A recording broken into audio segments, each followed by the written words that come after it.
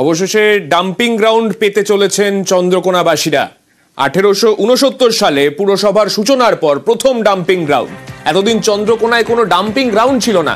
অত্যাধুনিক dumping ground পাচ্ছে 12টি ওয়ার্ডের মানুষ। মার্চের মধ্যে উদ্বোধন, বলছেন চন্দ্রকোনা পুরসভার চেয়ারম্যান।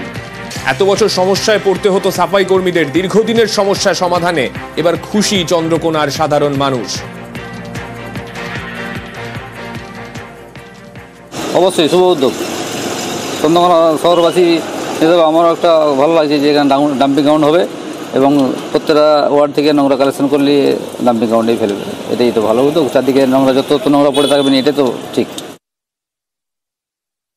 এখানে আগে কোনো ডাম্পিং গ্রাউন্ড ছিল না, যেখানে সেখানে আবর্জনা ফেলা হতো।